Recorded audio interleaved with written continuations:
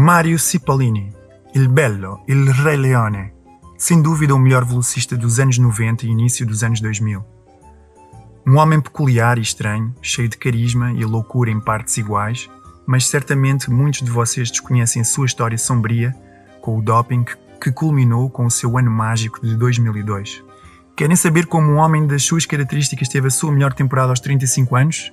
Bom, sem mais demoras, que comece este show. Parecia que os melhores anos de Super Mario Cipollini estavam atrás dele. O seu contrato com a Saeco, com quem obteve inúmeras vitórias, expirou e ele assinou por uma equipa italiana muito mais modesta, a Acqua e Sapone. Uma equipa onde a maioria dos especialistas disseram que ele vinha para se aposentar e dizer adeus com honra. Ninguém esperava que ele varresse como fez, exceto um homem, o médico espanhol, Eufemiano Fuentes, mais tarde conhecido por seu envolvimento na Operação Puerto. Cipollini foi cliente do médico canário entre as temporadas de 2001 e 2004, sob os pseudónimos de Maria, CP e Pavarotti, em uma fantástica homenagem ao grande tenor italiano.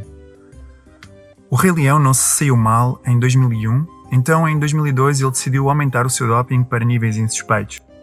A tabela que estão a olhar nas imagens é retirada da documentação por parte da polícia na Operação Puerto, e nela podemos ver como durante 200 dos 365 dias do ano de 2002, Cipollini tomou diferentes doses de EPO, hormona de crescimento, e até 13 sacos de sangue que entrariam no seu já veterano corpo, pouco antes das competições mais importantes da sua temporada.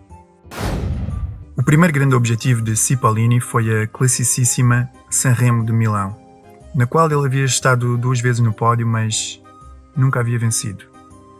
Isto para um alpinista e classicista da sua qualidade foi um desafio, mas logo vimos que aqueles que afirmavam que ele estava acabado não sabiam os golpes que iriam receber naquela temporada.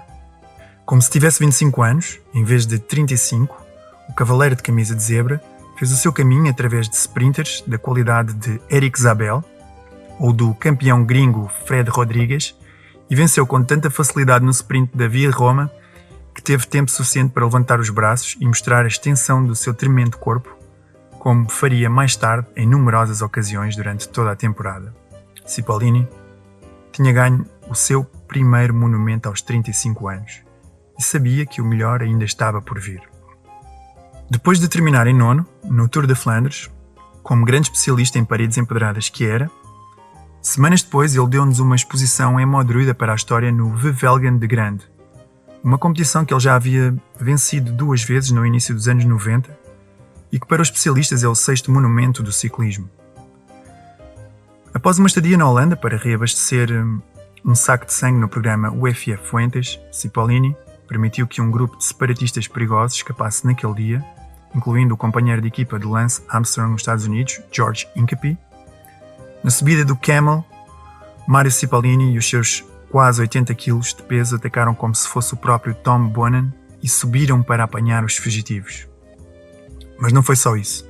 Também os provocou na linha de chegada, como se fossem 2 passarinhos e ele fosse um avião.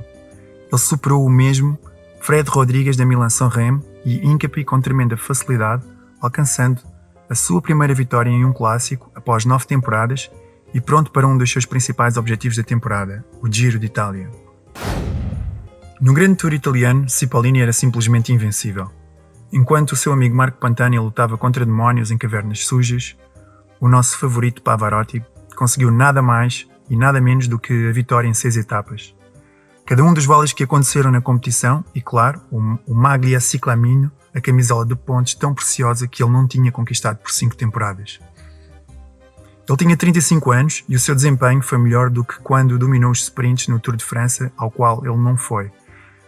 Não porque não quisesse, mas porque a sua equipa não foi convidada, caso contrário ele estaria em Paris com a camisola de pontos verdes. Naquela época, havia alguma tensão com o Dr. Fuentes, pois Cipollini garantiu que ele se aposentaria no final da campanha. 11 anos depois, soubemos que estas declarações tinham a ver com um atraso no pagamento ao médico espanhol pelos seus serviços, que ele pôde conceder-lhe na volta à Espanha, naquela mesma época onde o Rei Leão fez o que costumava fazer nas grandes viagens em que se comprometia, para ganhar grande em 3 etapas e partir assim que as etapas de montanhas chegassem. Para quê? Sofrer se podemos estar cercados de luxo na Toscânia.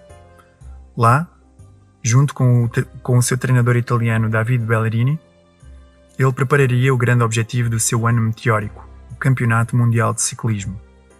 Em 2002, a Bélgica foi escolhida para sediar o Campeonato Mundial de Ciclismo. E para romper com a sua tradição de clássicos, decidiu apresentar um percurso absurdamente plano no circuito de corridas motorizadas Zolder. Era um campeonato para homens rápidos e Cipollini, que nunca tinha participado num campeonato mundial, não só estava encantado, como sabia que tinha mais chance de vencer. Concentrando-se em um spa italiano em Salice Terme, com vários dos seus fiéis gregários, Mário fez a sua preparação furtiva com as últimas bolsas do Dr. Fuentes e apareceu pronto para ganhar o Campeonato do Mundo. A corrida foi um desastre absoluto para o público, o Campeonato do Mundo mais chato da história. Foi o mais rápido e também aquele em que mais ciclistas terminaram a competição, com um número vergonhoso de 168 ciclistas que deixaram clara a suposta dureza do percurso. Como se fosse apenas mais uma etapa, a equipa italiana trabalhou com uma engrenagem perfeitamente medida e controlada para deixarem o Cipollini liderar o pelotão nos últimos 300 metros da competição. A essa altura, El Rei Leone era totalmente imparável e conquistou uma das vitórias mais fáceis da sua carreira sobre o australiano Robbie McEwen e o alemão Eric Zabel num campeonato do mundo. O seu primeiro campeonato do mundo aos 35 anos de idade, ele conseguiria realizar um sonho de infância, o de se tornar campeão mundial de ciclismo.